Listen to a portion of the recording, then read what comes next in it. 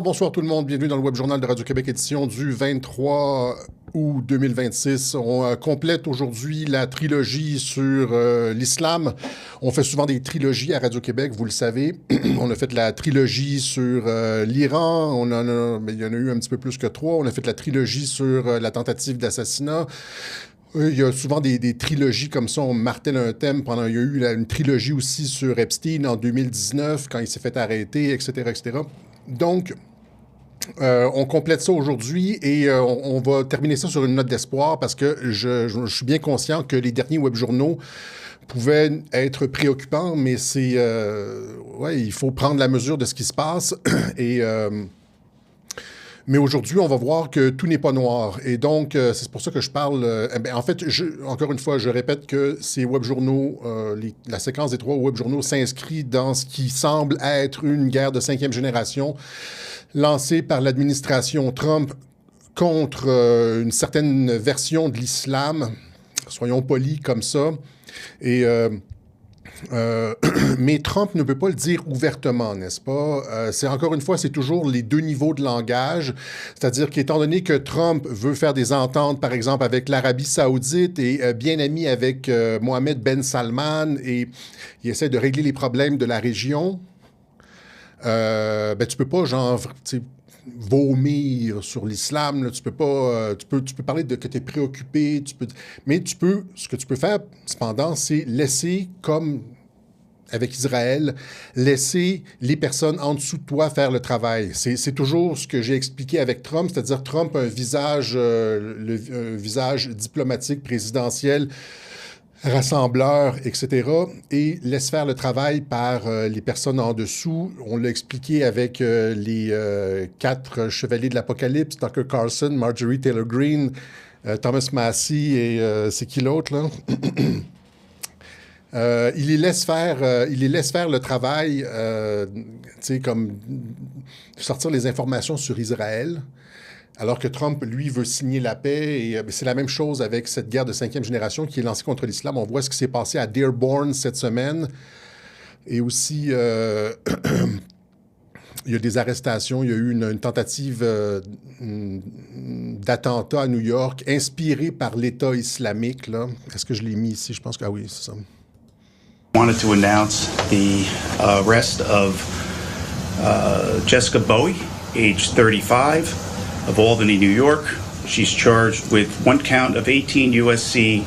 2339B, attempting to provide material support or resources. Donc, une fille s'est fait arrêter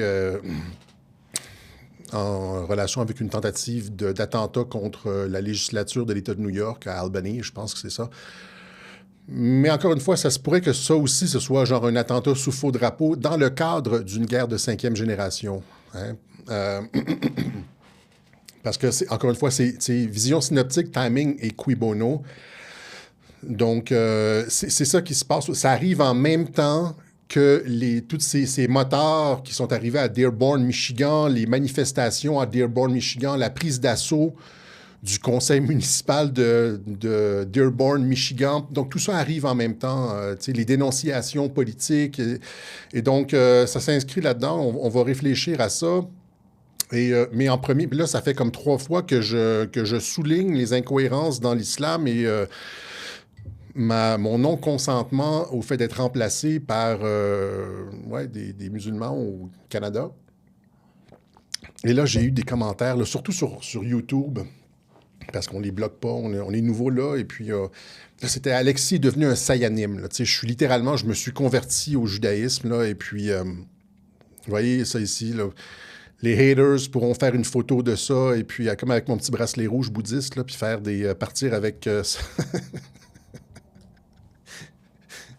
Je me suis dit, oui, c'est ça, je travaille pour le Mossad. Comme s'il n'y avait pas, 1400 ans de tradition de résistance européenne à l'islam et que de Charles Martel au roi Sobieski de Pologne à Vienne, c'était tous des agents du Mossad. Comme si on n'avait pas le droit de résister et de s'opposer. Puis dès qu'on disait quelque chose contre l'islam, tout d'un coup, on se transformait en sayanim, etc.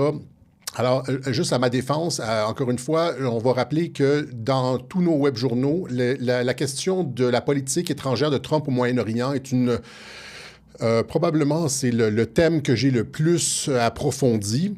J'ai dû faire au moins, au total, une vingtaine de web journaux sur la politique de Trump au Moyen-Orient, aller en profondeur. Et j'ai toujours été respectueux avec les leaders arabes, que ce soit Nasrallah. Je veux dire, comment est-ce qu'un agent du Mossad peut avoir des bons mots pour Nasrallah? Vous irez réécouter son truc. J'ai dit qu'il était courageux, que c'était pas un terroriste, comme on dit. Avec Assad, j'ai dit la même chose. J'ai été extrêmement élogieux. Je l'ai toujours défendu. Il n'a pas lancé l'attaque au gaz, blablabla. J'ai dit que c'était un acte de sacrifice d'avoir quitté le pouvoir pour stabiliser la région, etc. Avec l'Iran aussi, j'ai dit que les Iraniens étaient très intelligents, que c'était... J'ai jamais eu des mots durs. Même chose avec Ben Salman. J'ai parlé du réformateur Ben Salman, et puis mais là, si je dis quelque chose contre, si je m'insurge contre les propos de certains imams dans les mosquées en Occident qui parlent littéralement de conquête, qui nous disent qu'on est déjà remplacé, que c'est déjà... je pourrais vous montrer des vidéos où est-ce qu'ils disent c'est une terre d'islam, il faut juste qu'on prenne le contrôle des institutions, blablabla. Et donc, comment est-ce que ça cadre avec Alexis, un agent du Mossad? Un agent du Mossad aussi, où est-ce que justement j'ai parlé dans le divorce et la colombe de Tel Aviv. Ça, c'est juste, il y en a eu plusieurs, là. J'ai littéralement expliqué la stratégie de 5e génération de Donald Trump, ce que j'ai expliqué là, il y a comme quelques minutes, c'est-à-dire le fait d'utiliser... une stratégie de fausse chicane avec Tucker Carlson, Massey, etc., pour diminuer l'influence d'Israël aux États-Unis. J'ai tout expliqué ça. Comment est-ce qu'un agent du Mossad pourrait mettre ça en évidence? C'est juste comme amplifier ça. Ça, c'est sans compter... c'est récemment, c'est il y a quelques mois. Est-ce que vous écoutez les web journaux? Est-ce que j'ai montré la vidéo de Mike Flynn qui montrait les dancing Israelis, le meurtre de Charlie Kirk, tout qui faisait pression sur Israël en montrant les coups fourrés d'Israël de Eyes Wide Shut jusqu'au 11 septembre, etc. J'ai amplifié aussi, comme on dit, comme les gens de gauche disent, là, toutes les théories de Thomas Massie sur le USS... Parce que j'ai reçu des courriels de personnes qui disent « Tu ne parles jamais de ça. Bro, écoutes-tu les web journaux? J'ai parlé littéralement de la fin de l'influence israélienne sur la politique américaine, la guerre de 5e génération de l'administration Trump pour y parvenir. Puis là, maintenant, dans ce web journal-ci, dans les 3 derniers web journaux, je fais la même chose avec l'islam. T'apognes-tu, là? OK? Fait qu'il y en a qui sont qui sont pas rapides.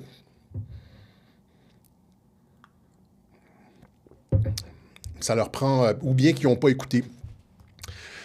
Mais donc, donc c'est comme, il y a 2 versets à ça, c'est-à-dire en ce qui concerne, tous les leaders arabes Dar al-Islam, faites ce que vous voulez, et puis, oui, il y a des gens très courageux là-bas, etc. Mais en Occident, comme je l'ai dit à la fin du web journal, il n'y a pas vocation à avoir une conquête, et on va résister de différentes façons. La façon principale de résister, c'est de ce que l'administration Trump est en train de faire présentement. C'est une guerre de génération, comme ils l'ont fait avec Israël.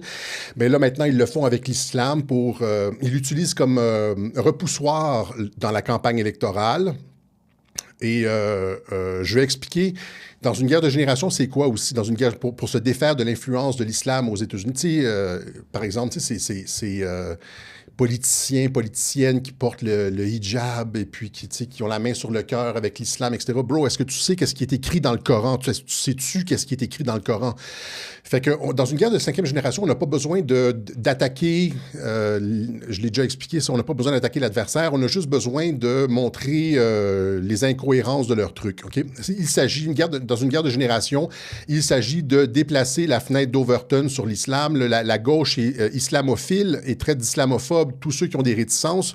Il s'agit de bouger la fenêtre d'Overton. C'est ce qu'on essaie de faire dans ces web journaux-ci, de bouger la fenêtre d'Overton. Et ça n'implique pas de violence physique, zéro. Okay? Vous savez, c'est quoi la position de Radio-Québec sur la violence? On l'explique depuis 2020, depuis les manifestations. Il y a des gens qui voulaient des actions d'éclat. On a dit non à l'ère de l'information. Rappelez-vous cette phrase de Radio-Québec, on va mettre un trademark là-dessus. À l'ère de l'information, tout acte de violence renforce l'État parce qu'on perd le haut du pavé moral. Ça, c'était avec l'État en 2020 sur la COVID. Mais là, ici, c'est avec l'islam. C'est-à-dire que si il y a des actes de violence, s'il y a des gens qui vont comme incendier des mosquées, on perd le haut du pavé moral, puis ils peuvent se présenter comme des victimes, etc., etc. On ne veut pas qu'ils puissent se présenter comme des victimes. On veut juste montrer ce qu'il y a dans leur livre et montrer que c'est incompatible avec l'Occident. Il y a de plus en plus de personnes qui discutent de cette idée que l'islam est fondamentalement incompatible avec la civilisation occidentale parce qu'il n'y a pas de distinction entre le séculier et le religieux en islam. C'est la vidéo de Jean-Marie Le Pen que je vous ai montré la dernière fois. Il n'y a pas de distinction entre le... C'est un code de loi. Et donc, si tu n'appliques pas le code de loi de l'islam, tu ne pratiques pas l'islam. Et donc, soit tu es dans les pays occidentaux et tu ne pratiques pas l'islam parce que tu ne pratiques pas la charia, ou soit tu imposes la charia puis tu ne crois pas à la démocratie. C'est un ou l'autre. C'est comme les communistes. Ils ne croient pas à la démocratie. Et donc, c'est très difficile d'inclure les communistes. Normalement, les communistes ne devraient pas avoir le droit de se présenter aux élections parce qu'ils ne croient pas à la démocratie. Le communisme, c'est pas un truc de liberté. C'est pas basé sur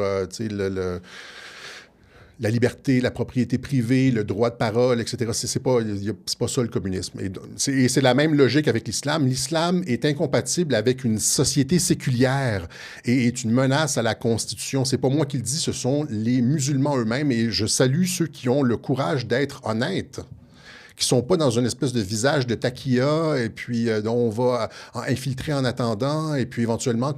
Parce que des vidéos comme ça, là, des vidéos où est-ce qu'ils disent, là, on va infiltrer, on va prendre le contrôle des institutions. Il y en a des dizaines, voire des centaines. Je pourrais faire des webinaires. Ça serait du hate farming, comme on dit, là, et je veux pas faire ça. Je veux qu'on reste sur la raison. Et je vous montre donc les gens qui disent que c'est incompatible avec une société séculière. Pas être musulman et laïque, c'est se mentir à soi-même et mentir à Dieu. Et mentir aux autres musulmans. C'est musulman et laïque, ça veut dire quoi? Je prends ce que je veux et je garde et je rejette ce que je veux pas. C'est pas... Même la logique, enfin pour moi, je sais pas, après peut-être ma logique elle est pas comme la tienne, mais même moi, pour ma logique, c'est pas logique, quoi. La laïcité est incompatible. L'idée même d'un truc séculier, c'est incompatible. L'islam est un projet politique. C'est un projet politique. On pourrait dire avant tout. Il y en a beaucoup comme ça, des gens qui disent que c'est comme... je ne l'ai pas mis le deuxième, séculier, merde. J'en avais un deuxième où est-ce que le gars disait exactement la même chose. Est-ce que ça me fatigue, ça, de devoir chercher pendant que je suis en onde? Il était très convaincant, lui aussi. Too bad. Je le retrouverai, je le remettrai sur Telegram. Et puis, c'est un autre religieux qui disait, genre, on ne veut pas un État séculier, on veut appliquer la charia, et donc, c'est toujours en attendant. OK, donc ça, c'est une menace à la Constitution, comme le communisme a été une menace à la Constitution. Menace à la Constitution, c'est pas les anti-vax. Menace à la Constitution, c'est pas ceux qui ont des doutes sur les élucubrations du climat. Non, ça, c'est des débats démocratiques. Rappelez-vous le truc d'ingérence intérieure. Ça, c'est des débats démocratiques, okay, à l'intérieur d'une société. Puis après ça, il y a des gens qui veulent remettre en cause les fondements de la société, c'est-à-dire la séparation entre l'Église et l'État, la Constitution, etc., etc. Puis il y en a deux qui veulent remettre en cause les fondements de c'est le communisme et l'islamisme. Okay? Et donc, l'objectif ici de cette guerre à terme, l'objectif de cette guerre de cinquième génération, si on comprend ce que veut dire le National Security Strategy, c'est que comme on l'expliquait, c'est-à-dire les musulmans retournent, ceux qui veulent pratiquer un islam rigoureux, là, rigoriste, retournent en Dar al-Islam, puis en Occident, on va avoir un truc culturel là, sans trop dedans. C'est-à-dire que les États-Unis ferment leur base de la région. Ça fait longtemps que je le dis. Donc, les États-Unis se retirent du Moyen-Orient.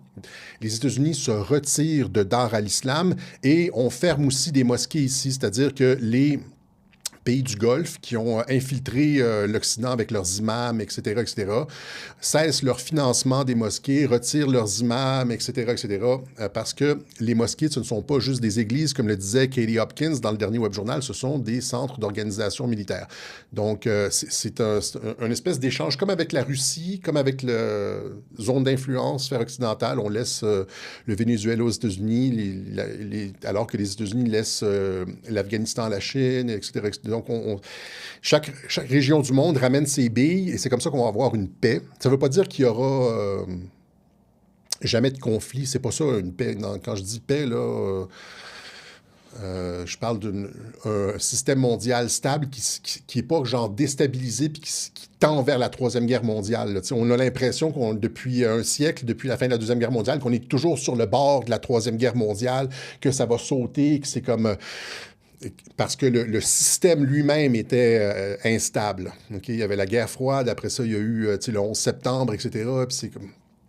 Et donc, la Corée du Nord et tout, et les mondialistes ont tout fait pour encourager des déstabilisations en armant l'Iran, en fermant les yeux sur le nucléaire iranien, en donnant du nucléaire à la Corée du Nord, Bill Clinton, etc. Ils créent des zones de déstabilisation pour pouvoir provoquer un événement catastrophiste.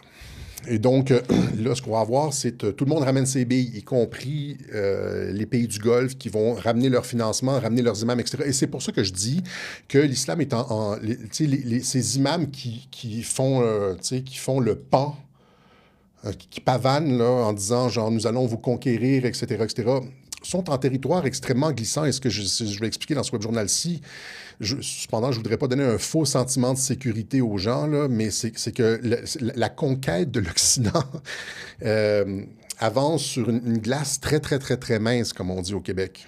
C'est comme tu avances sur un lac au mois d'avril. C'est très, très mince. La glace est mince et tu peux te retrouver en dessous rapidement. OK? Donc, parce qu'il y a 3 talons d'Achille dans la conquête musulmane de l'Occident. Talons d'Achille. En plus du fait que, c'est ça, la question qu'à n'importe quel moment, les agences de renseignement... La clé de voûte, c'est les agences de renseignement en Occident. À partir du moment où il va y avoir un feu vert, et les États-Unis travaillent là-dessus, les négociations avec le Canada, il y a des éléments de sécurité qui sont inclus, je vous le garantis. À partir du moment où est-ce que la DGSI, le MI5, la GRC, mais c'est pas la GRC, c'est la SCRS, etc., au Canada, vont s'aligner sur la politique de réduction de l'islam de l'administration Trump,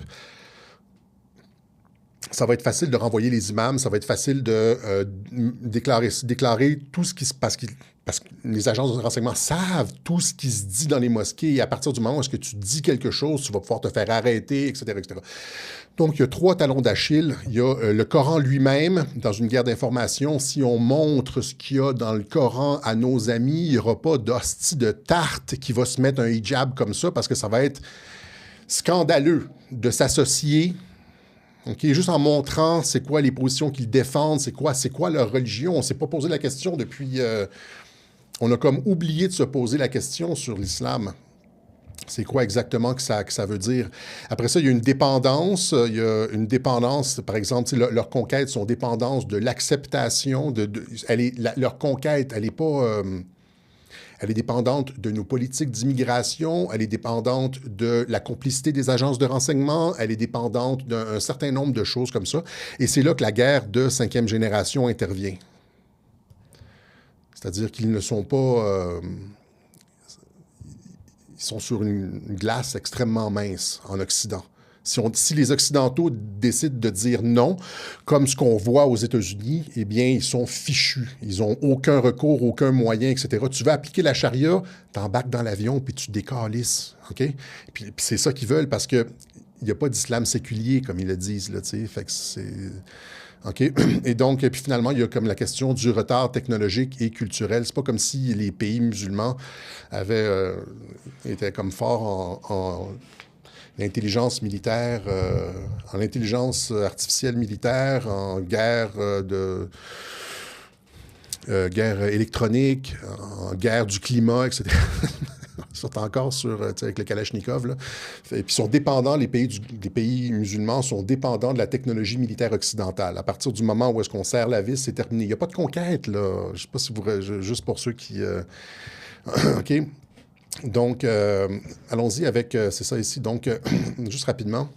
Ça, c'est les 3 talons d'Achille de l'islam. Donc, aux États-Unis, c'est ça. Il y a de plus en plus de personnes qui demandent à ce que l'islam soit comme littéral. Ça rentre dans le discours. On n'entend pas ça en France, hein? Mais aux États-Unis, on entend l'islam doit être interdit et les musulmans doivent être retournés. La représentante Nancy Mace dit « expulser massivement les musulmans d'Amérique, un interdit pur et simple de toute immigration islamique ». Ça, c'était cette semaine ou la semaine d'avant. Ça va loin. Il y a beaucoup d'échos de ça. Il y a ces manifestations anti-musulmans à Dearborn. Même chose avec ici, comment il s'appelle, Steve Bannon et Jack Posobiec. Les grandes déportations sont le bouton réparer tout. J'aurais dû le laisser en anglais, c'est-à-dire on parle de déportation massive de personnes qui sont incompatibles. Ici, Alexander Duncan, un autre influenceur, l'islam doit être dépouillé de son statut religieux. L'islam n'est pas une religion, mais plutôt une idéologie politique totalitaire déterminée à conquérir le monde entier jusqu'à ce qu'il soit sous un seul État islamique, un califat régi par la charia. C'est effectivement l'objectif de l'islam et donc l'islam est incompatible avec l'Occident. L'islam, fondamentalement, est incompatible avec l'Occident. Il y a ce clip de Donald Trump de 2016 qui refait surface où il propose un bannissement ou un arrêt de l'immigration musulmane. Donald J. Trump is calling for a total and complete shutdown of Muslims entering the United States until our country's representatives can figure out what the hell is going on.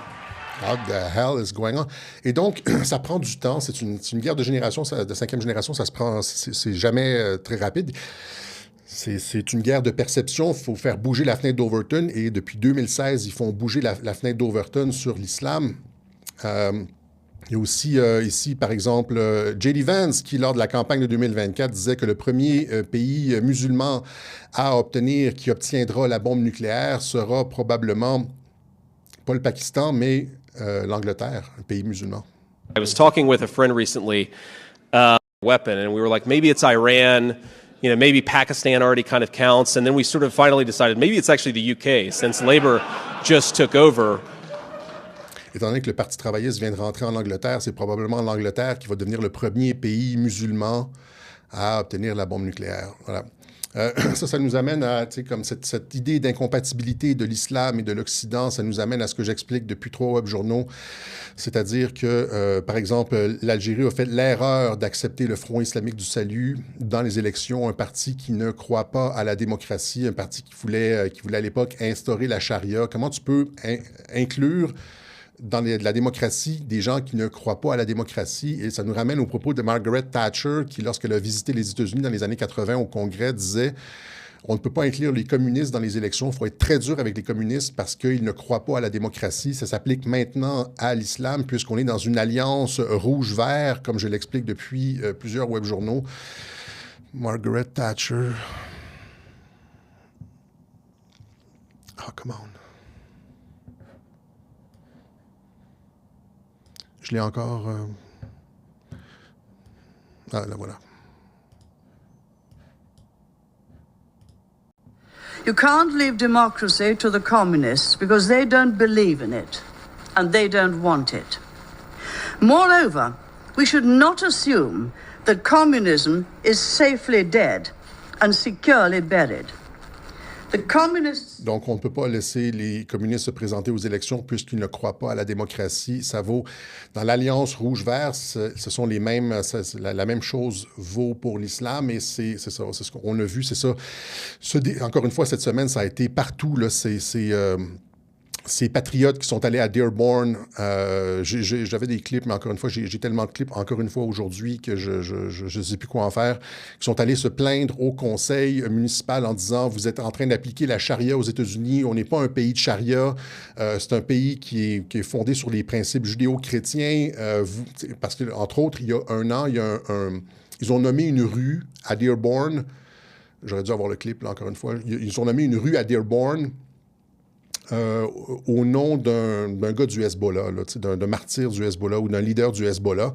Et là, il y a un citoyen qui s'est présenté au conseil municipal en disant le Hezbollah a tué 113 ou 117 Marines américains au début des années 80 à Beyrouth.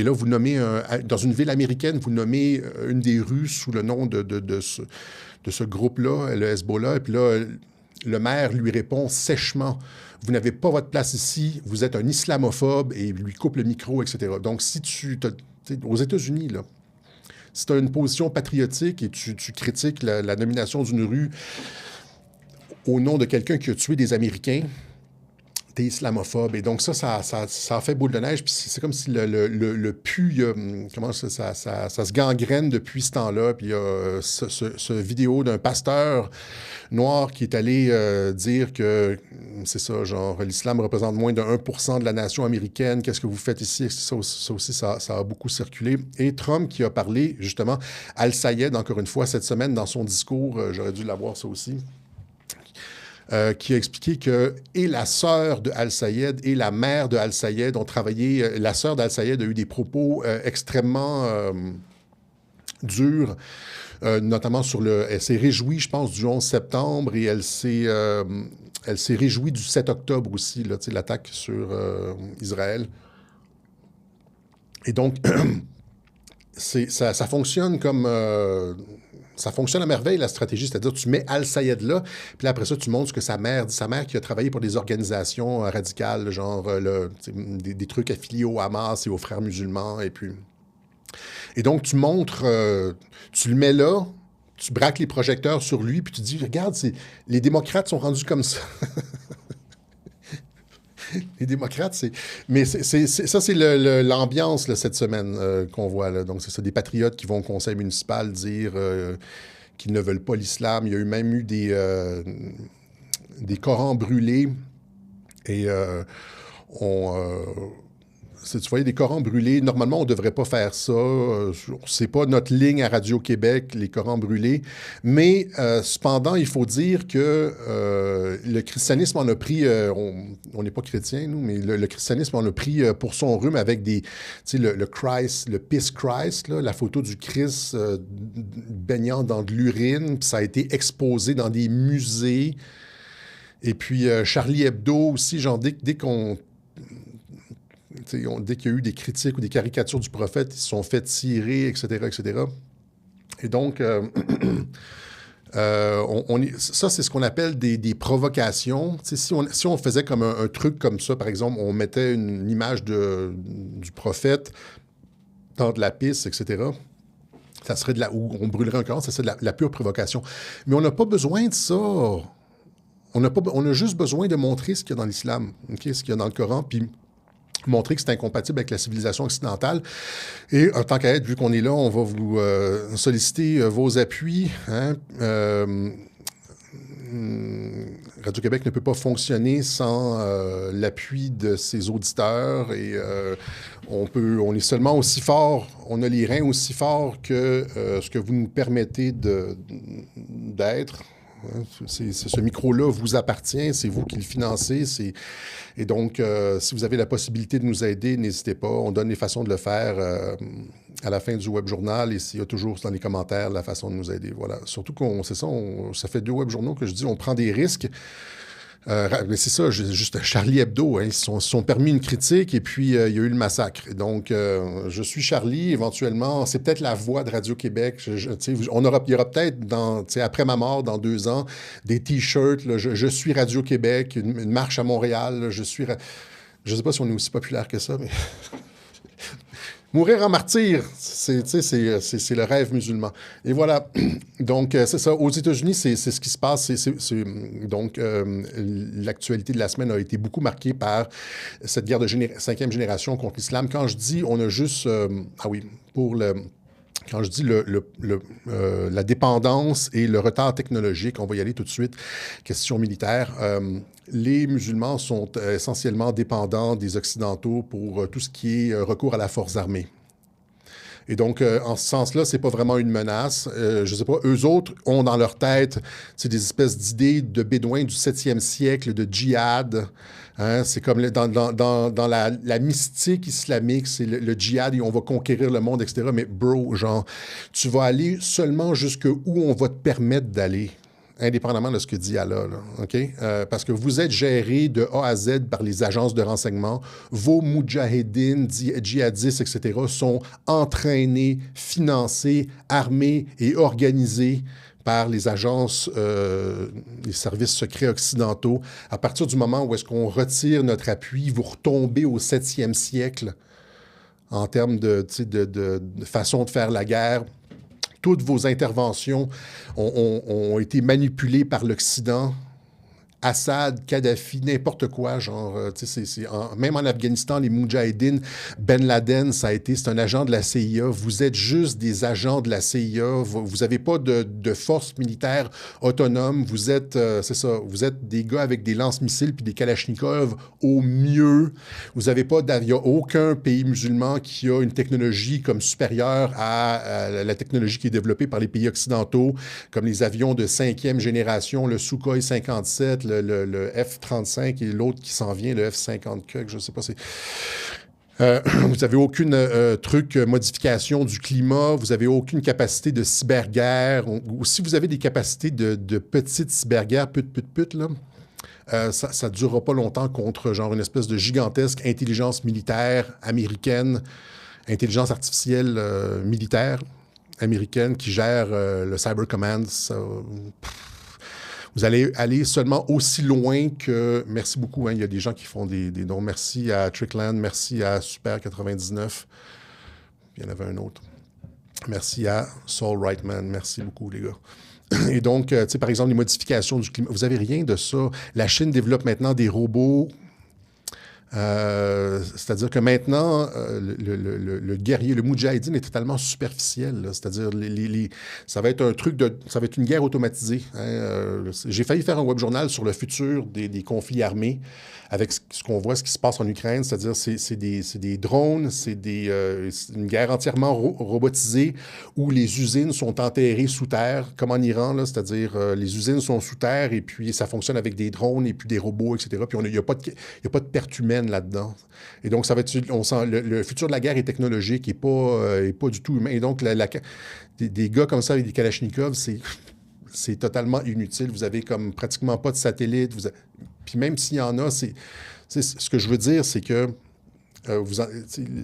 l'islam s'en va nulle part technologiquement en termes de technologie militaire. Vous êtes entièrement dépendant soit des services de renseignement occidentaux, soit de la technologie militaire occidentale. L'Arabie saoudite achète des avions américains. Les Américains ont juste à fermer la switch, puis les avions tombent. On sait comment ça fonctionne. Mais vous êtes utile pour les services de renseignement occidentaux. On vous recycle de conflit en conflit. Quand on veut renverser un dictateur, on utilise les moudjahidines qui aiment ça faire la guerre parce qu'ils sont dans un imaginaire bédouin du 7e siècle. Et donc, on vous envoie en Syrie. Après ça, on vous envoie les mêmes. On les envoie en Ukraine combattre la Russie. Vous voyez, j'avais montré des trucs. L'État islamique qui se bat en Ukraine avec les Ukrainiens. Ici, la CIA recrute des combattants de l'État islamique dans les prisons gérés par les blablabla. Ici, un commandant rebelle tchétchène combattait en Ukraine contre la Syrie. Après avoir quitté la Syrie, est un ancien combattant syrien. Donc, ils sont en Ukraine, ils combattent avec le Front al-Nusra, avec l'État islamique, etc., etc. Puis on les recycle littéralement. On les envoie... On les envoie un peu partout. Vous êtes... les moudjahidines sont un peu la bitch de l'Occident. Je ne sais pas si vous comprenez ce que je veux dire. Puis à l'intérieur des sociétés occidentales, là, vous êtes en train de subir, vous prenez dans la gueule une guerre de 5e génération qui va mal tourner. Et l'objectif de ça, c'est finalement, ce qu'on explique ici, c'est que une réduction des mosquées radicales partout en Occident, la fin du financement des pays du Golfe pour les imams, etc. Vous êtes... ils jouent pas mal au tough, là, ça joue au dur dans les mosquées jusqu'à temps que l'argent arrête. À partir du moment où l'argent arrête, tu peux continuer à faire des bébés, mais quand l'islam devient une menace à la Constitution, il y a des gens qui vont repartir, ils vont faire, comment ça s'appelle, hijra, là, ça deviendra plus aussi convivial vivre en Occident, right? Et donc, ça, c'est pour les trucs. Maintenant... juste un petit mot, en fait, j'avais une planche sur les croisades. Les croisades, parce qu'on est dans une guerre de une croisade, j'ai dit une croisade de 5e génération. Donc, il faut rappeler aux gens, les gens ne le savent pas. Il faut rappeler aux gens que les croisades étaient des guerres défensives, hein? C'est-à-dire que l'ensemble du Levant, au début des croisades islamiques, là, au 7e siècle, l'ensemble du Levant était chrétien, c'est-à-dire que l'Égypte, c'était tout l'Empire romain et l'Empire d'Occident et d'Orient, là, c'était en violet, c'était chrétien. Hein? Après la conversion de Constantin au 4e siècle, du 4e au 6e siècle, c'était surtout dans les villes que la chrétienté prenait de l'ampleur et vers le 5e siècle, début du 7e siècle, c'est surtout dans les campagnes. Et l'ensemble de la région était chrétienne. Et ça a été des conversions par la parole. Ça n'a pas été des conversions par la force. La chrétienté s'est répandue par la parole, comme le bouddhisme. Le bouddhisme, hein, c'est passé de l'Afghanistan jusqu'au Japon. C'est un continent complet sans avoir versé une seule goutte de sang. Et là, donc, même chose pour les chrétiens, les chrétiens du premier millénaire. Et là, c'est ça, c'était, on prêchait dans les villes et les gens écoutaient et se convertissaient. Et puis là, finalement, est arrivée la religion de l'épée. Et là, ça a été coupage de tête sur coupage de tête, subjugation. Les gens qui ne voulaient pas se convertir devaient payer une taxe, etc., etc., la conquête. Et donc, il y a eu la conquête musulmane des terres chrétiennes. Et donc, si vous voulez, ultimement, genre, ouais, c'est ça. Ultimement, puisque les chrétiens n'ont pas versé de sang au Levant pour la conversion, normalement, ces terres-là devraient revenir aux chrétiens. OK? Et donc, c'est ça. Ils ont finalement, la conquête fait en sorte que toutes les terres chrétiennes tombent une après l'autre. On harcèle les pèlerins qui veulent se rendre à Jérusalem et c'est là que les papes disent bien là, ça va nous prendre des gens pour défendre ceux qui veulent se rendre au Saint-Sépulcre à Jérusalem. Puis là, tu as les croisés, des militaires qui défendent les gens qui vont à la croisade, qui vont, je veux dire, à la... sur la tombe du Christ, etc., etc. Et qui essayent de reprendre des villes aussi vers la 2e, 3e croisade. C'était ça, on essayait de reprendre des villes qui étaient tombées aux musulmans parce que c'était une terre chrétienne. Okay? Donc, ça a été... C'est les musulmans qui ont attaqué, puis les croisades sont des guerres défensives. Okay? Ça ne s'est pas arrêté au Levant, ils se sont rendus jusqu'en France, jusqu'à temps que Charles Martel les arrête à Poitiers et à Bourges. C'est ça? Ils ont pris jusqu'à la moitié de la France. Et donc, tu sais, c'est ça, c'est même chose à Vienne. Ils sont rendus jusqu'à Vienne et le roi de Polonais les a arrêtés là. On a expliqué ça dans la dernière croisade, le web journal La Dernière Croisade. Donc, ça s'inscrit un petit peu dans la continuité de ça. Mais ce que je veux dire, c'est que la chrétienté a souvent été, plus souvent qu'autrement, sur la défensive. Face à l'islam. Puis là, on est dans une situation similaire. Il y a des centaines et des centaines et des centaines d'imams qui font des vidéos en disant « Nous allons vous convertir, cette terre nous appartient, on est rendu ici, nous allons prendre, c'est les frères musulmans, nous allons prendre le contrôle par l'immigration, le ventre de nos femmes, et en utilisant vos institutions et votre liberté contre vous. » À partir du moment où ils disent qu'ils vont utiliser nos institutions et notre liberté contre nous, ils ne devraient plus avoir le droit de se présenter aux élections. Vous comprenez? C'est ça. Et là, on attend que les agences de renseignement qui dorment, là, tu sais, t'as comme il n'y a pas de violence. Là. Tant qu'il n'y a pas de violence, là, ils dorment sur la switch, comme on dit au Québec. Là, genre, tu as le bouton d'alerte, puis là, tu as comme le gros Bob qui est comme, tu sais, qui ne fait pas son travail. Les agences de renseignement en Occident ne font pas leur travail. Okay? Et on attend qu'il y ait une impulsion de ce côté-là. Okay? En attendant, de notre côté... Merci, Lucky Luke. Wow, merci, Lucky Luke. De notre côté, donc, y a comme... de notre côté, on doit, c'est ça, déplacer la fenêtre d'Overton pour permettre tout ça. Parce que tu peux pas arriver puis dire... les politiciens ne peuvent pas arriver et dire l'islam est incompatible avec l'Occident, donc nous allons fermer des mosquées, parce que c'est comme avec monsieur et madame tout le monde. Tu sais, c'est des hobbits, on est des hobbits, là, on est gentils, on aime bien manger et regarder la télévision, etc. Puis quand il y a quelque chose qui brasse un peu, ça... Et donc... Pour aider nos agences de renseignement et aider nos politiciens à prendre des mesures un peu plus fortes, il faut déplacer la fenêtre d'Overton. Et c'est pour ça qu'on est dans une croisade de 5e génération, une croisade pacifique qui repose sur la gestion des perfections, la modification des perceptions du public. Et on n'a pas besoin de mentir ou d'inventer ou d'être provocateur, on a juste à montrer ce qu'il y a dans le Coran.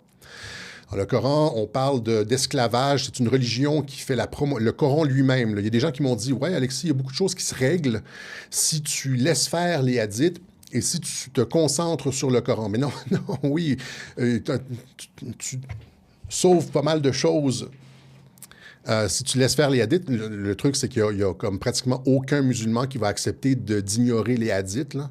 Les hadiths, c'est comme les commentaires. C'est comme... toutes les religions ont ça. C'est comme l'exégèse, les commentaires. Il y a les textes de base, puis après ça, il y a l'exégèse, les commentaires. Je pense que c'est ça, là. Mais dans le Coran lui-même, il y a suffisamment de trucs où est-ce qu'on parle d'esclavage, de tuer les infidèles, et puis demander à une intelligence artificielle si vous voulez faire le travail, là, de vous fournir les versets les plus controversés en ce qui concerne les mécréants, là, nous. C'est ça, il faut les combattre, il faut les tuer, frapper-les à la gorge, etc., etc. Les hommes ont droit à des esclaves sexuels. Les femmes ont vocation à être battues. Dans le Coran, les femmes ont vocation à être battues si elles n'écoutent pas. Donc ici, le verset An-Nisa 4.34, là, donc les hommes ont autorité sur les femmes en raison des faveurs qu'Allah accorde à ceux-là sur celles-ci. Et puis là, il dit, quant à celles dont vous craignez la désobéissance, exhortez-les, éloignez-vous d'elles dans leur lit et frappez-les. Et frappez-les. Donc, c'est un commandement d'Allah, frappez-les. Là, est-ce que vous voulez que je vous montre des vidéos en chaîne où est-ce qu'on bat les femmes, où est-ce qu'on les flagelle, où est-ce qu'on les... Voilà ici, donc, les talibans qui permettent aux hommes de battre leurs femmes pour autant qu'ils ne cassent pas d'os ou qu'ils ne laissent pas de plaie ouverte. Tu peux la battre comme tu veux, pour autant que tu ne lui casses pas les os. T'as-tu compris? Et ça, c'est les sages de l'islam qui ont bien étudié tout ça, eux autres, c'est les cohérents, tu sais, c'est parce que c'est écrit, là, c'est ça les commandements, et donc, ça, c'est pas tout le monde qui écoute, par exemple, là, puis il y a des défigurations, puis ça va très loin des fois, les femmes en prennent une méchante raclée dans l'islam, je comprends pas comment ça prend vraiment de l'endoctrinement pour souscrire à ça, mais... et donc, il faut montrer ça aux gens. Aussi, dans les hadiths, on parle d'esclaves sexuels, dans le genre, nous avions l'habitude de vendre nos esclaves femmes et nos mères et les mères de nos enfants. Et le prophète ne trouvait pas qu'il y avait quoi que ce soit de répréhensible là-dedans.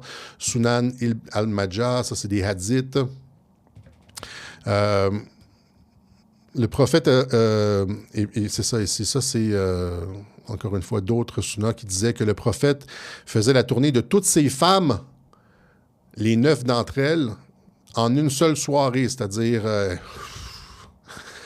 c'était quel homme, hein? C'était 9 femmes, satisfaisait 9 femmes en une soirée. Le messager d'Allah used to have sexual intercourse with his wife within a single bath. Donc, il les prenait, les 9 d'entre elles. Là, ici, vous voyez, il y a beaucoup de ces vidéos-là où est-ce que, si vous cherchez un peu, vous trouvez beaucoup de ces vidéos-là où on justifie... Moi, je suis tombé dans le piège de... Il y en a qui ont essayé de me faire croire que non, Alexis, tu te trompes sur Aïcha, elle n'avait pas... Non. Tout le monde, là, moi, je cherche depuis, ils m'ont dit, genre, tu devrais être renseigné sur l'islam, c'est ça que j'ai fait depuis 2 semaines. Là. Tout le monde accepte que Aïcha avait 6 ans quand elle a été mariée, puis il a consommé à 9 ans. Tout le monde dans l'islam accepte ça. C'est juste, là, c'est de la taquilla, ceux qui disent que c'est... elle avait peut-être plus, c'est normal. Ferme ta gueule. Okay, tous les musulmans, prenez n'importe quel musulman et essayez de lui faire condamner un mariage à 6 ans puis la consommation à 9 ans. Ça va être très difficile parce qu'ils savent que leur prophète l'a fait et qu'il est l'exemple à suivre. Hein. C'est d'ailleurs Allah qui le dit. En effet, vous avez dans le messager d'Allah un excellent modèle à suivre pour quiconque espère en Allah et au jour du dernier. Donc, Allah dit lui-même, prenez exemple. Demandez-vous pas pourquoi il y a des mariages d'enfants partout dans l'islam. de l'Afghanistan à l'Irak, au Yémen, à partout, là, et ailleurs, c'est très, très, très, très, très jeune. Parce que il doit être... Le Coran, Allah dit il doit être pris comme exemple. Hein? Donc, vous avez en effet un modèle à suivre. Vous en avez d'autres, il dit, il est extrêmement saint. Donc, oui, tu es certes, lui dit Allah, d'une moralité éminente. D'une moralité éminente, c'est-à-dire quelqu'un qui a des esclaves, qui coupe des têtes, qui prend des esclaves femmes, qui couche avec une petite fille de 9 ans. Là, ici, dans cette vidéo-là, elle justifie justement par l'islam l'esclavage. Elle dit, elle dit, je l'ai ici, là, esclavage. Elle dit, avant que l'islam arrive, c'était le foutoir dans l'esclavage. Et le prophète est arrivé, il a mis de l'ordre dans l'esclavage. Je ne sais pas la vidéo. Puis il y a aussi celui-là ici, c'est un imam canadien qui dit justement, qui parle de l'âge minimum. Il dit, il n'y a pas d'âge minimum en islam pour se marier. Il parle d'esclavage féminin ici. Female slaves as having a secondary status, even below this, and that their consent did not matter in this relationship. They were fully owned, and the master had the right to all of the women. In essence, generally in classical Islamic thought, it is taken for granted that a Muslim man can have up to 4 wives at once. In addition to the 4 wives, he can have an unlimited number of concubines. 4 femmes officielles plus un nombre illimité de concubines. Oui, c'est... Et puis, après ça, sur l'âge minimum... There is no minimum age prescribed for an allowable Islamic marriage. So a boy or girl could get married very early. For a boy, this may not prove to be much of a problem because he always has the option of divorce. The woman did not have the option of divorce. She could seek a dissolution of her marriage, but that's a long process and it requires taking her case. Merci, des gagnons. Et donc, il n'y a pas d'âge minimum au divorce. Ça nous amène encore une fois au mariage, au truc de Aïcha, que personne ne conteste. Là, je me suis fait avoir, hein, j'étais comme un innocent, je ne connaissais pas les trucs. Puis là, non, Alexis, tu... Non, il n'y a personne qui conteste ça en islam. Okay? Là, je vous ai donné une représentation visuelle de ce qui est acceptable. Et là, j'ai pas besoin de mettre comme une provocation comme un Coran brûlé ou un Peace Christ, ou j'ai pas besoin de faire ça. J'ai juste besoin de montrer visuellement qu'est-ce qui est écrit dans leur truc. Et donc, vous avez ici, par exemple, j'ai demandé des photos d'hommes dans la cinquantaine, parce qu'il avait 54 ans quand il a couché avec Aïcha. Des photos d'hommes arabes dans la cinquantaine. Et puis là, après ça, j'ai demandé des photos de fillettes de 9 ans. Et donc, ce que vous avez, c'est juste pour qu'on comprenne bien. On est dans une guerre de 5e génération. Je veux juste montrer ce qui est généralement accepté comme normal dans l'islam et aussi, quand Allah dit, il est d'une moralité exemplaire. Comprenez-vous qu'il est dans une moralité exemplaire. Et donc, voilà. C'est comme... et là, c'est pas juste genre... c'est pas juste je vais te tenir par la main, là. C'est pas juste je vais te tenir par la main. C'est fucking doggy style, reverse cowboy, puis tout le kit, là.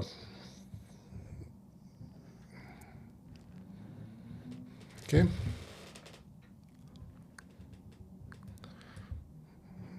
Ça, c'est ce qui est défendu dans l'islam.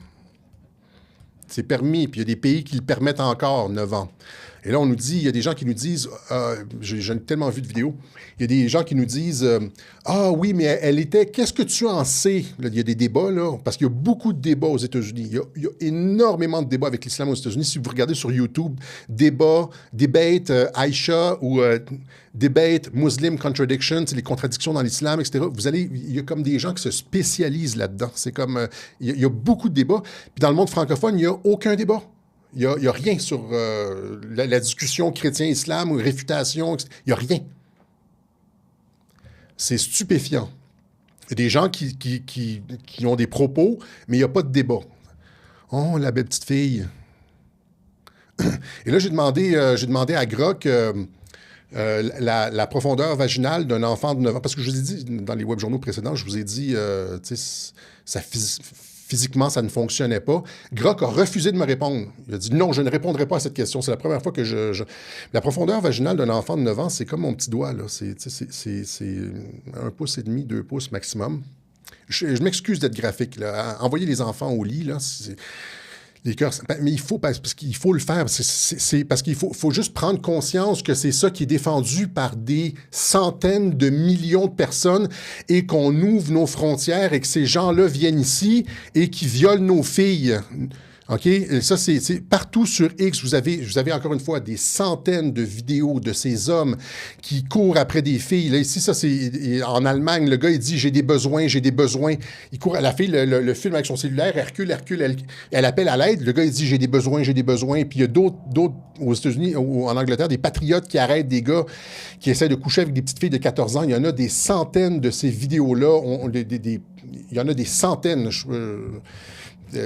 Les nouvelles à toutes les semaines, si 2 immigrants illégaux ont violé une femme à la pointe du couteau dans un parc en Angleterre, ça c'est d'autres viols ici, c'est perpétuel, c'est comme... ça ici c'est un autre truc, ça c'est ce dont je vous parlais à Ottawa, les viols à Ottawa. On se demande d'où est-ce que ça vient, ça. Ottawa c'était une ville tranquille jusqu'à temps qu'il y ait comme plein de viols. Là on se demande d'où est-ce que ça vient, c'est comme... Oh! Tu sais, c'est comme Earlier, I caught up with Superintendent Heather Lachine to find out what's behind the recent surge. When you saw that number, what was your reaction? Were you surprised?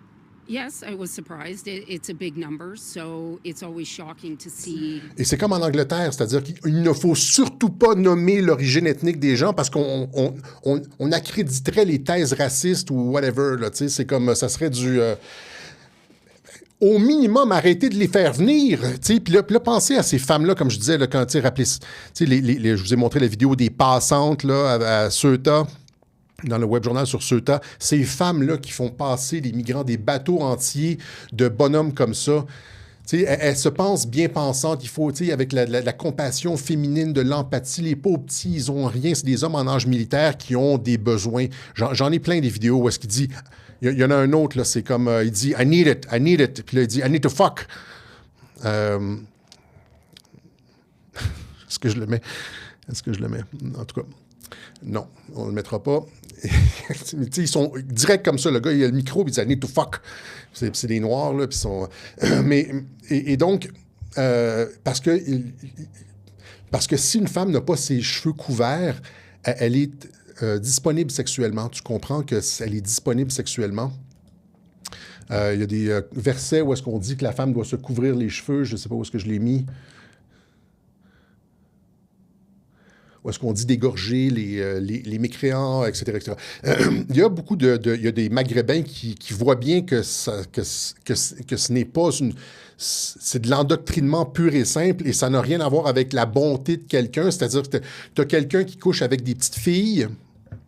Juste pour finir avec Aïcha, tu as quelqu'un qui couche avec des petites filles, puis on met un vernis religieux par-dessus en disant que c'est bien. J'ai vu des débats où est-ce que le musulman répond à David Wilson en lui disant non, étant donné que la consommation du mariage avec Aïcha a été déterminée comme étant halal, donc valable, bon, sain, il ne peut pas lui avoir fait mal. C'est comme le truc est complètement renversé. Étant donné que c'est halal, tu ne peux pas lui avoir... Le prophète ne lui a pas fait mal. C'est comme si tu disais, genre, étant donné que le vol de banque est légal, c'est comme rien de mal ne s'est passé. Tu arrives par la suite, puis en plus de ça, c'est toi qui fais la loi. Là, Dieu m'a dit que c'était correct. C'est juste toi qui as le input. Là. Il n'y a personne qui peut vérifier. Fait que là, toi, tu dis, genre, tu couches avec une fille, puis tu dis... C'est légal, c'est correct. C'est comme la... Damn! J'y ai pas pensé. Imaginez là, comme à quel point... Mais là c'est ça.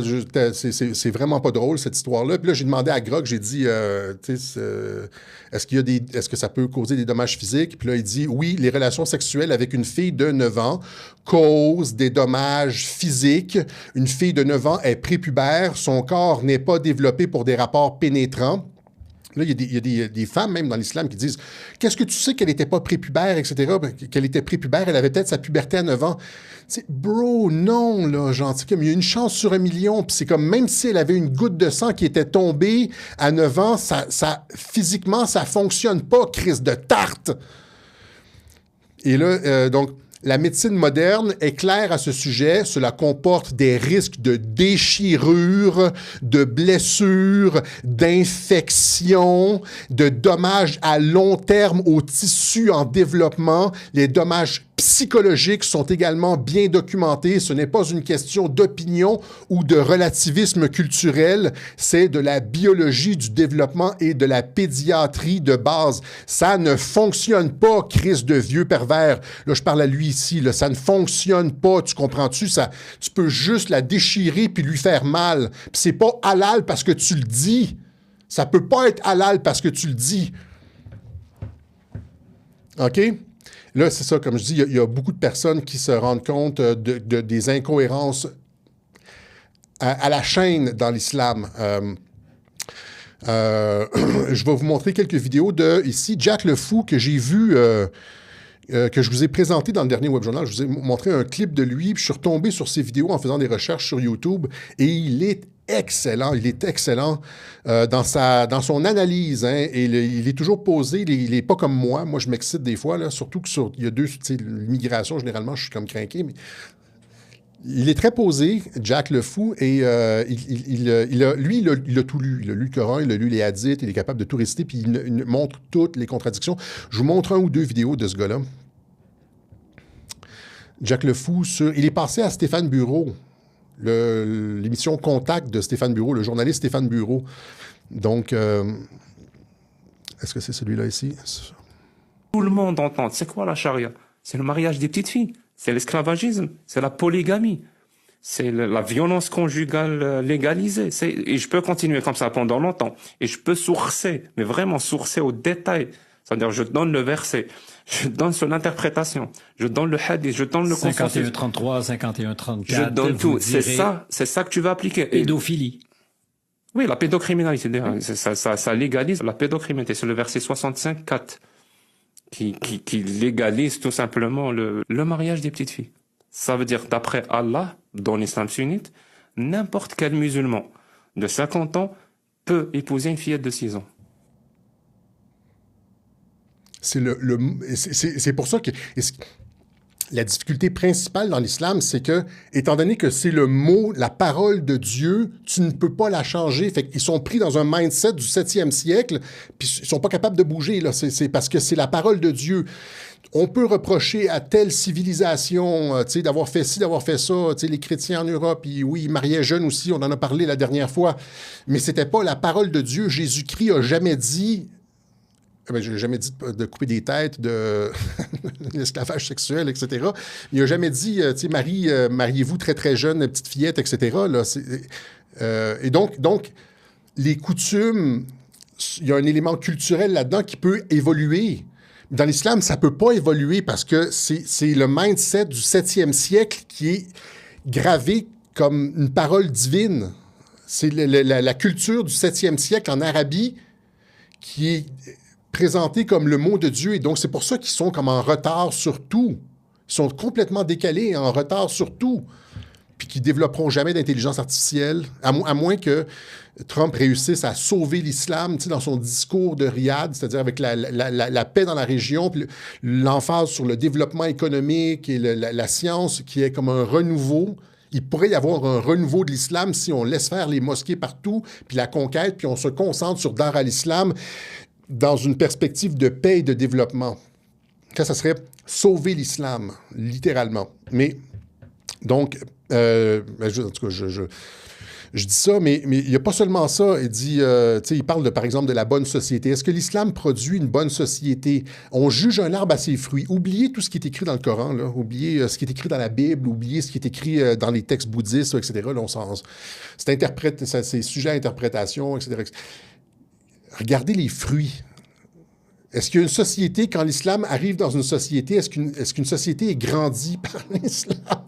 Tu sais, est-ce qu'il y a une augmentation juger une société à ses fruits. Tout d'un coup, les mariages entre cousins sont permis, ce qui a une incidence sur le développement du quotient intellectuel à long terme, là.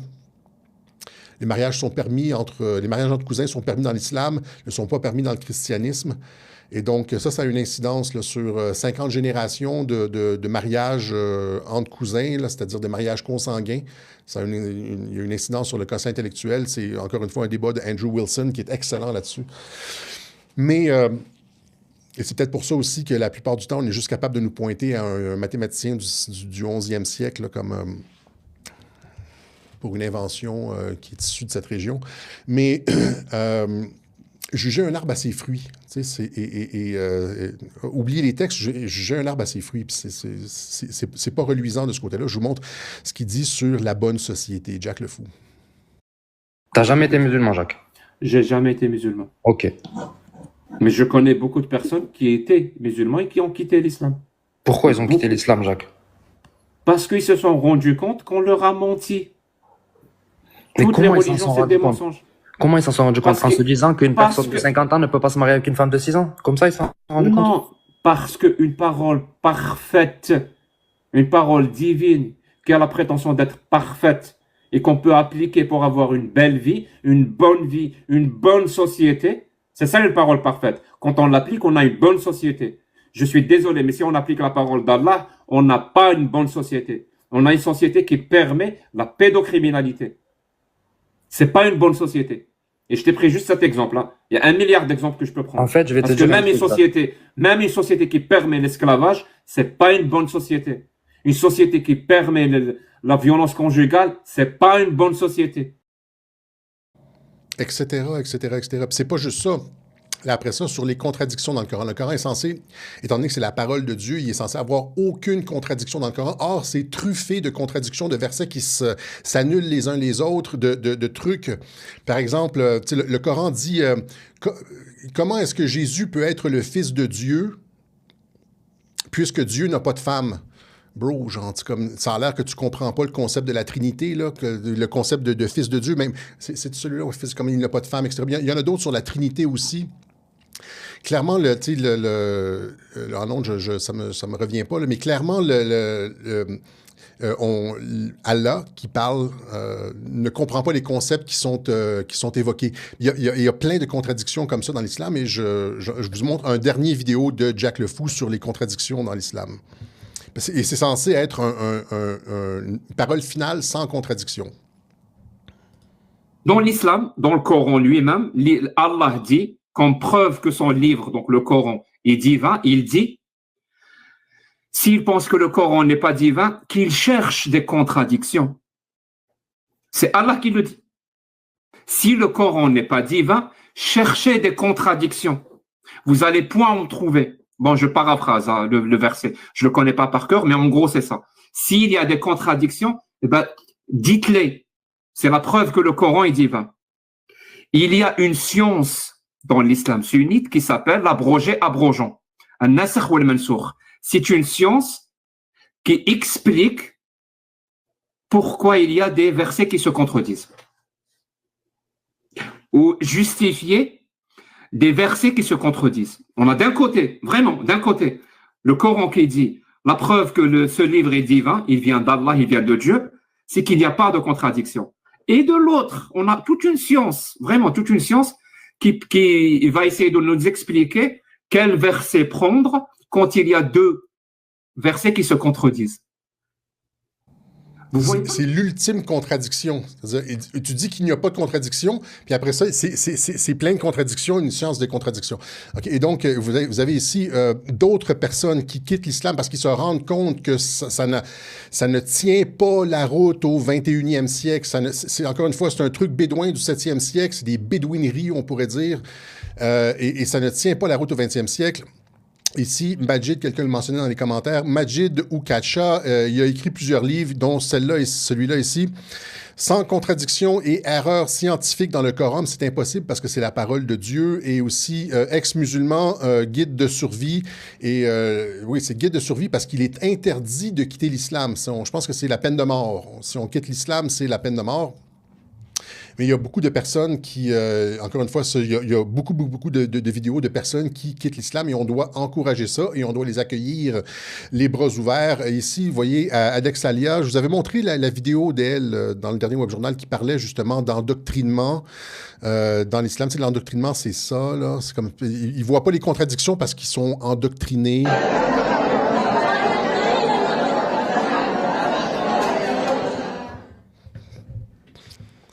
C'est bon pour la pression sanguine. Et là, ils organisent des événements pour les apostats.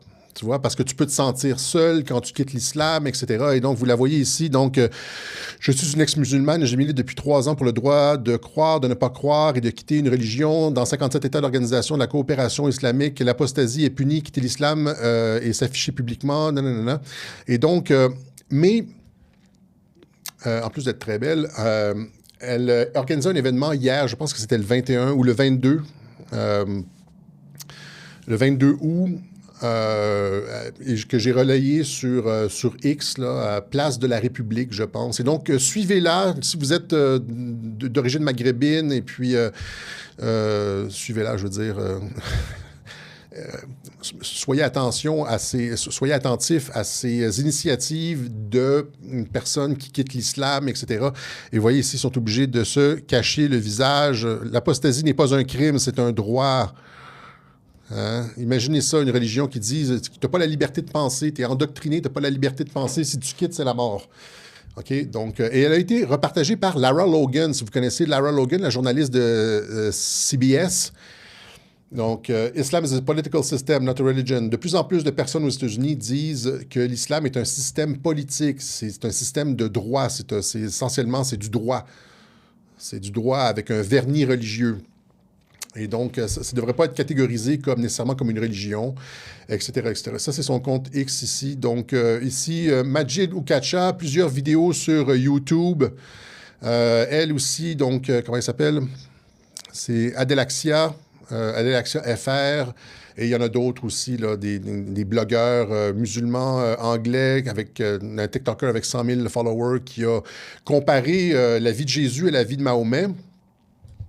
Et puis il a dit, il n'y a comme pas de comparaison. Et il a changé de... Donc, c'est ça, les apostats. On est rendu à 1h09. On va rapidement... avant d'aller à Carney, on va rapidement y aller sur ça ici. Un pacte de défense Turquie, Arabie Saoudite et Pakistan a été signé et Trump a salué l'accord. Donc, Trump salue l'accord de la Mecque, le qualifiant de mesure importante et audacieuse. Et donc, qu'est-ce que c'est? Vous voyez, donc...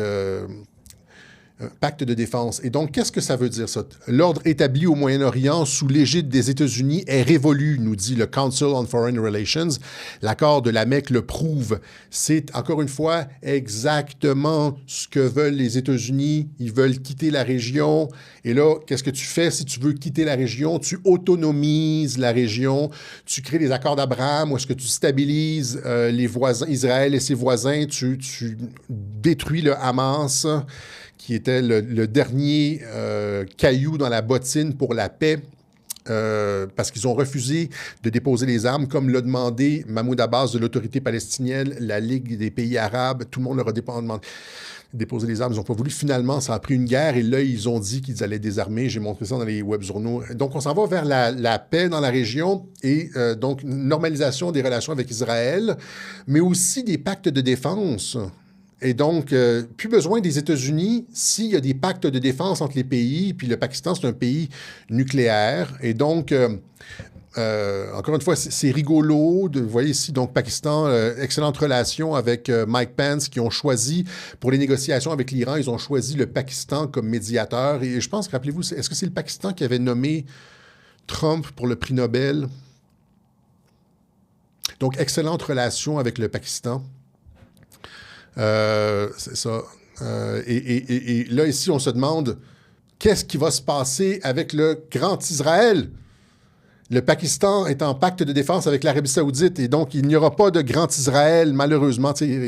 Rappelez-vous toutes les élucubrations sur le Grand Israël. Là. C'est comme Trump salue le pacte de défense entre l'Arabie saoudite, la Turquie et le Pakistan. Le Moyen-Orient se rassemble. Donc Trump applaudit ça, c'est probablement à son initiative, mais il ne peut pas, encore une fois, apparaître... parce que évidemment, c'est pas super pour Israël qui a un pacte de défense. Là. Mais encore une fois, rappelez-vous, les théoriciens de Trump est contrôlé par Netanyahou, toute la bande de... Comment on pourrait les appeler, là? Pour être pas trop méchant. La bande de clowns qui disait que Trump était contrôlé, GPTV, tout le kit, là, Trump est contrôlé par Netanyahou, etc. Si Trump est contrôlé par Netanyahou avec l'affaire Epstein, eh bien, genre, tout ce qui se passe, là, genre, c'est ce que j'ai expliqué dans la colombe de Tel Aviv, là, c'est à l'initiative de Tel Aviv, donc c'est Netanyahou qui veut ça. Trump a laissé faire cet accord et qui bloque le Grand Israël et tout, et donc... Voilà, donc c'est ça. Finalement, un dernier mot pour terminer, un mot sur... Je pense que j'avais tellement de vidéos, là. Avant de passer à Carney, une vidéo sur l'islam, parce que j'ai demandé aux anges de la traduction de me faire ça. Ça fait longtemps qu'on nous avertit là, de cette invasion islamique de l'Occident. Oui, c'est très sérieux. Aujourd'hui, nous assistons à une invasion. Il n'y a pas de réfugiés. Non, c'est une invasion. Une islamisation massive de l'Europe qui a déjà commencé il y a au moins 50 ou 60 ans. Mais aujourd'hui, elle se fait à une échelle massive, et c'est évident. Et donc, il s'agit d'un agenda politique mondial orchestré par les puissants de ce monde pour détruire l'Europe culturellement et religieusement. Je veux dire pour détruire à terme le christianisme en Europe avec l'aide de cette population musulmane massive. Je lisais récemment un article d'un sociologue qui avait fait un calcul.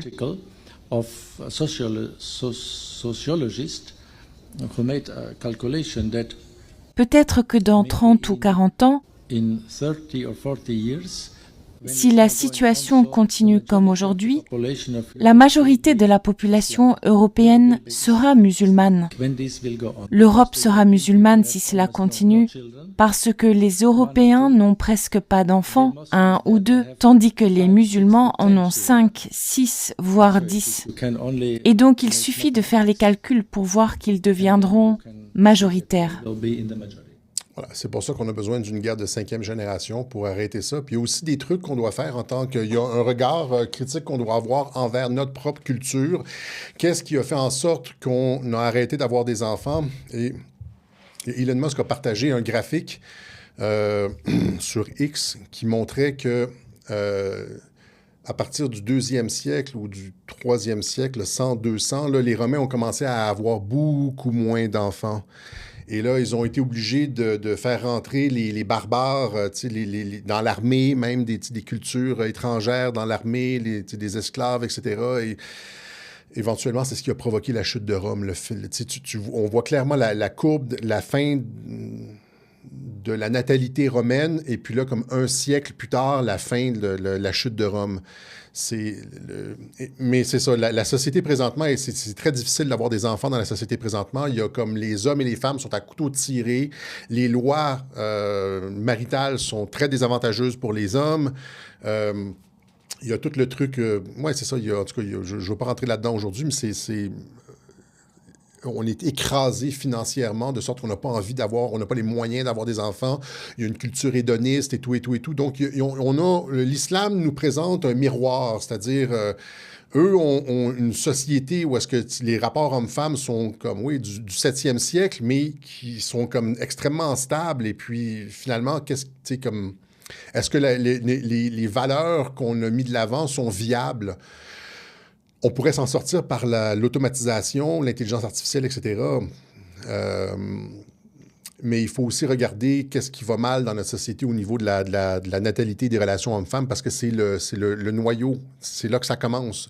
Les relations... Tu tu focailles, comme on dit en québécois, dans les relations hommes-femmes, là, avec scalpel et tournevis, là, puis là, tu détruis la société. Et c'est ça qui s'est passé dans les années 60, 70 avec la contre-culture et tout ça, la culture hédoniste et certaines formes du féminisme aussi. Il va falloir aborder ça, il va falloir regarder ça en face éventuellement. On fera peut-être un web journal là-dessus, qui sera encore une fois, ça sera un dark Alexis. Et on va terminer avec... mais c'est ça, donc il faut se questionner sur si on veut que la civilisation occidentale continue, il faut regarder... Oui, on peut se plaindre de la natalité, mais il faut aussi regarder les causes. Pourquoi on a une natalité aussi basse? Et régler les causes en profondeur. Donc, les négociations on va terminer là-dessus. Les négociations entre le Canada et les États-Unis ont échoué. Et il n'y a pas eu d'entente. Et c'est tant mieux comme ça. Et on remercie Mark Carney d'avoir permis l'échec des négociations. Et on suggère à tout le monde qui veut une intégration croissante avec les États-Unis de financer le Parti libéral. Oui, c'est peut-être sauter votre contribution au Web Journal de Radio-Québec ce mois-ci, puis d'y aller avec une contribution au Parti libéral, 25 $, ils sont quand même 100 $, 250 $ pour Mark Carney, pour qu'il continue à détruire le Canada. Encore une fois, si on adopte une vision synoptique, timing et cui bono, etc., c'est comme je l'ai expliqué, les gens voulaient mon avis sur ce qui s'est passé. C'est extrêmement facile pour les Américains de faire dérailler les négociations. C'est peut-être les États-Unis qui ont fait dérailler les négociations. Parce que ce que les États-Unis veulent, c'est que le Canada soit acculé au pied du mur, économiquement. Et donc, s'il y avait eu une entente présentement, les problèmes auraient été réglés, etc. Or, j'ai expliqué que ce que les États-Unis veulent, c'est une entente en profondeur, une refonte complète de l'organisation nord de l'Amérique du Nord, y compris en ce qui concerne les frontières, la sécurité, etc., etc. Le Canada est une menace à la sécurité nationale des États-Unis dans sa forme actuelle, avec l'influence de la Chine et puis tout ça. Là, donc... étant donné que c'est la perspective de Trump, là, c'est... Carney devient le leader des insoumis face à Trump.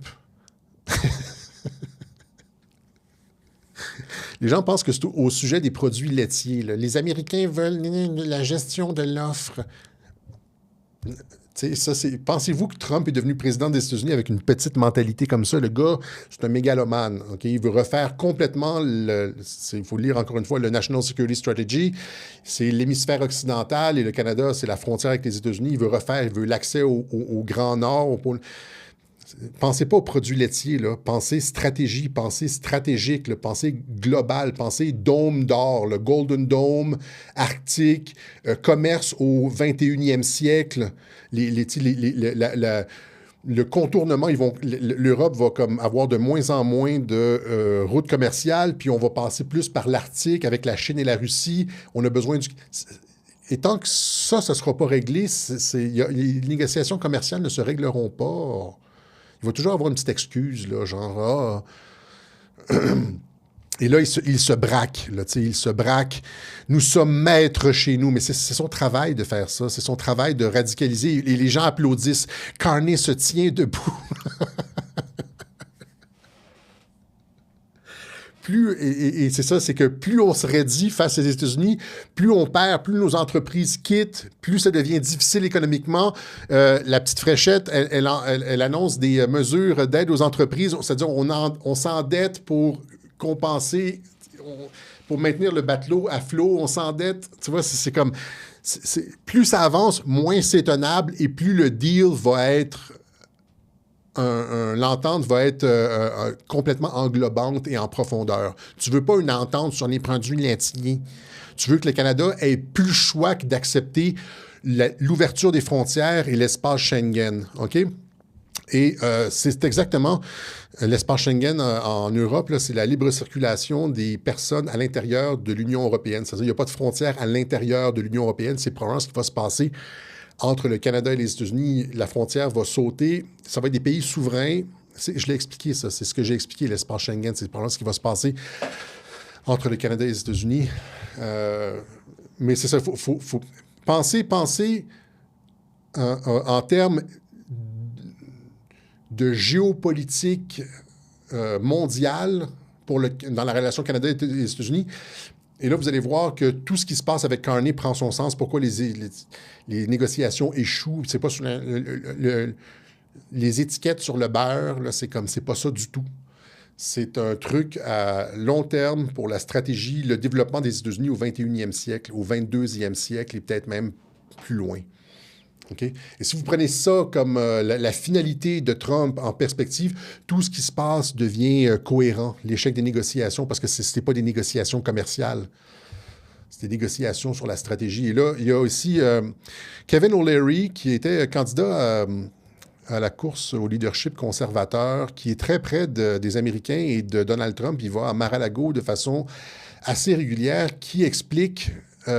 moi, c'est ce que je dis depuis un certain nombre de mois, mais ça, c'était il y a à peu près un mois ou deux, puis il dit exactement ça. Écoutez bien, parce que ce qu'il explique, c'est exactement ce qui va se passer au Canada, à mon sens. Eh bien, j'ai une très bonne nouvelle pour les Canadiens. Vous devriez considérer votre passeport comme une sorte de certificat d'investissement pour l'avenir, parce qu'il n'y a aucun pays au monde qui dispose d'autant de richesses que le Canada. Voilà ce qui va se passer au cours des 20 prochaines années. Je peux quasiment vous le garantir.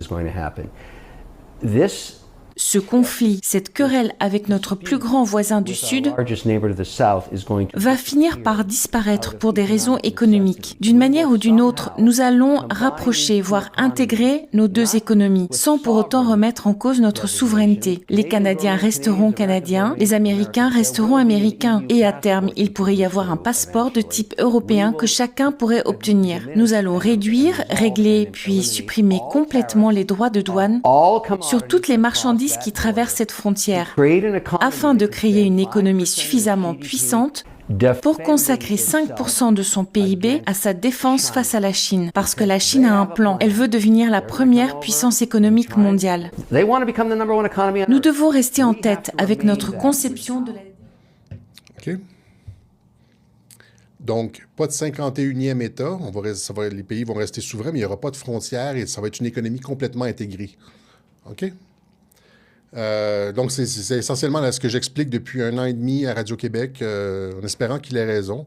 Et donc, si on veut que ça se produise, on ne peut pas avoir de « Carney devient le leader des insoumis face à Trump ». Je me fais rire moi-même. C'est tellement petit comme façon de penser. Là, ils n'ont rien compris, la gang. Là, ils n'ont vraiment rien compris à ce qui se passe. Et ça n'a absolument rien à voir avec les négociations commerciales. Et c'est comme... il va peut-être avoir une petite entente ici et là, mais Trump va continuer la pression jusqu'à temps qu'on ait quelque chose comme ça, un espace Schengen sans frontières avec les États-Unis. OK? Donc, soutenez Mark Carney qui fait le travail de Trump. On l'a déjà expliqué. 25 $, 250 pour le Parti libéral. On appuie vraiment les politiques de Mark Carney. J'espère que vous ne voterez pas conservateur aux prochaines élections. Si vous voulez une élection soft aux États-Unis, on vote libéral, la gang. Okay? Donc, il faut penser stratégique même au vote. Voilà, c'est ce qu'on avait pour vous aujourd'hui. En espérant pas avoir été trop dark. On a un dernier clip. On a plusieurs clips qu'on ne vous a pas montrés. J'en ai tellement, là. Mais on a un dernier clip. Rappelez-vous Michael Cohen, l'avocat de Donald Trump qui l'a trahi. Vous vous rappelez Michael Cohen? Rappelez, dans les commentaires, dites-moi que vous êtes... que vous vous rappelez de Michael Cohen. On va juste terminer là-dessus. Trump est passé à son émission radio. L'avocat de Trump, Michael Cohen, qui l'a trahi dans l'affaire de Stormy Daniels, qu'as-tu à dire, Alexis? Michael Cohen a trahi Trump. Même Michael Cohen s'est retourné contre le président. Je ne sais pas, je pense que c'est même Idriss Aberkane qui a dit ça. Je ne veux pas le paraphraser. Là. Il y a c'est peut-être GPTV là, qui me disait que Michael... Il ne comprenait pas la théorie des fausses chicanes. Tout le monde se retourne contre Trump. Et là, Trump qui vient de passer à l'émission de radio de Michael Cohen, et Trump qui a dit dans l'émission de radio, il dit, hein, tu te rappelles quand tu as tout inventé tes histoires, hein, you all made it up. Hein? Puis là, les deux rigolent. C'est exactement comme ça que Trump procède avec tout le monde J'en ai parlé de Michael Cohen. J'avais dit en 2018, j'ai cherché la vidéo, j'ai cherché dans 2-3 vidéos le moment où est-ce que je dis que l'arrestation de Michael Cohen s'est organisée avec Trump, c'est dans la logique des fausses chicanes, etc. Je ne l'ai pas retrouvé. Il y a tellement, j'ai dit tellement de choses. Et là, c'est ça. Finalement, c'est ça. C'était comme avec Elon Musk. Là, c'était une fausse chicane. Oh. I want to go back to 2016 if we can, because you and I have obviously traveled a pretty rocky road together. Do you remember, sir, when I went on CNN with Brianna Keeler and she told me that you were underwater in the polls, and I responded with those famous 2 words, says who, which became some worldwide meme. A good advocate, and then they weaponized you like nobody's ever been weaponized, like few have been. Well, maybe just you and I, sir. And you, yeah, me too, but I don't consider mine, mine was at a level that nobody's ever seen before. But they weaponized you. They weaponized a lot of people. And I respect the fact that you recanted everything you said. And that's a big thing that you did. I respect the fact that you recanted everything you said. Tu as recanted, c'est-à-dire tu as réfuté tout ce que tu avais dit sur moi. C'est-à-dire tu as dit que ça s'était pas passé. Recanted, c'est quand tu... je n'ai pas le mot en français, là. Mais quand tu dis que c'était pas vrai. Et donc, regardez comment les deux, c'est la même chose avec Elon Musk, ça va être la même chose avec Tucker Carlson, etc. Éventuellement, ils vont patcher.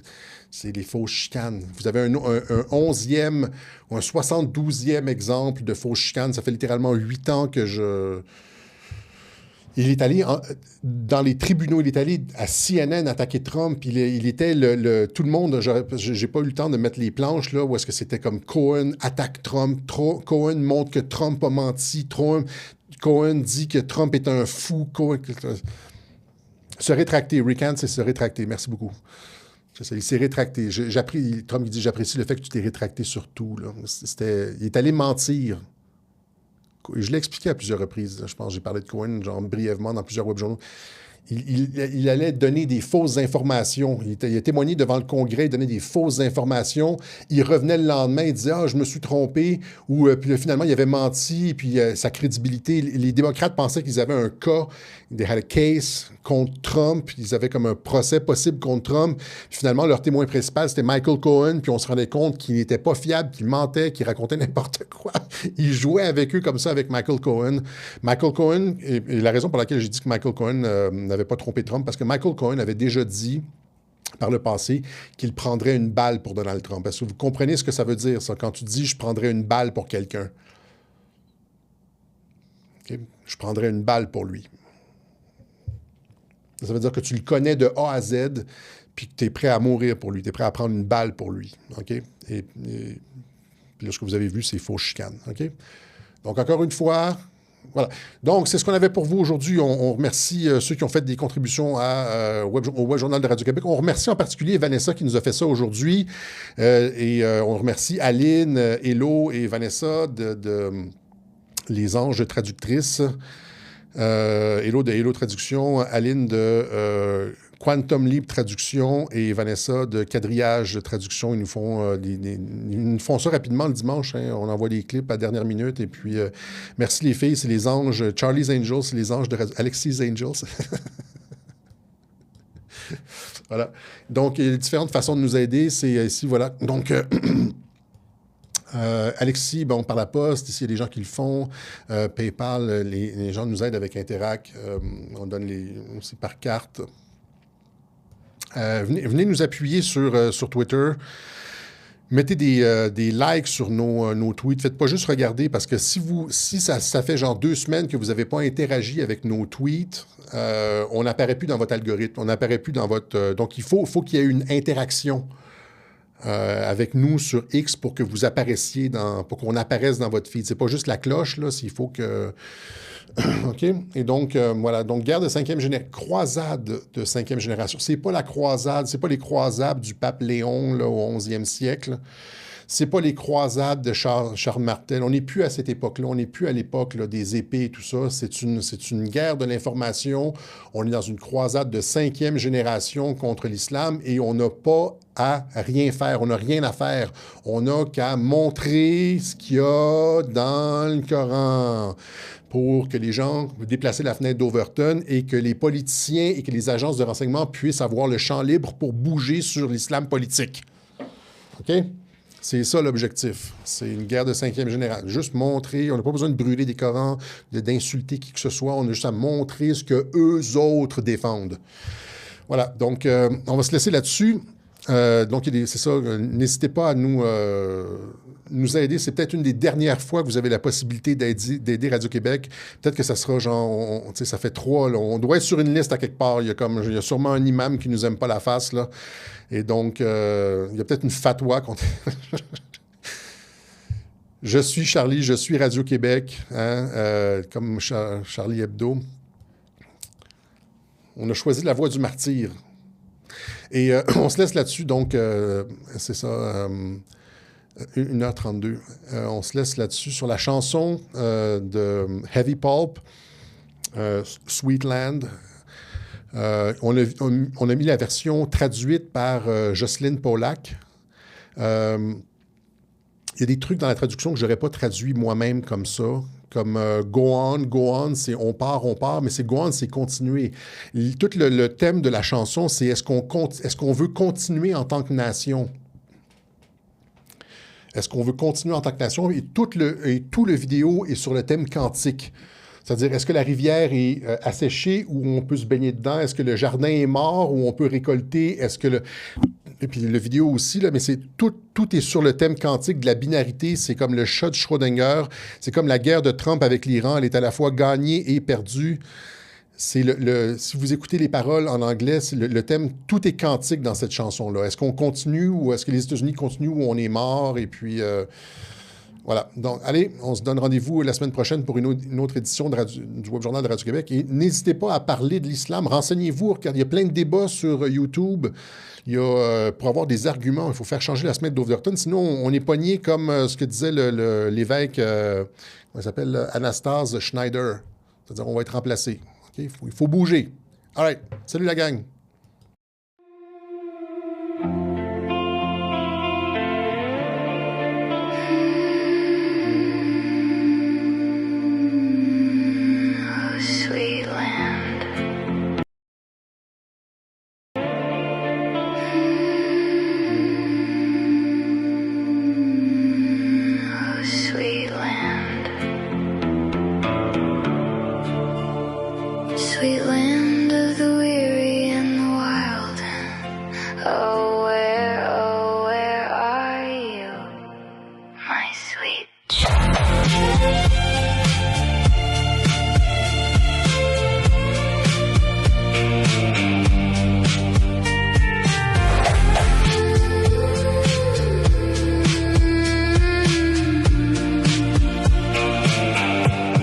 The garden's either dying or about to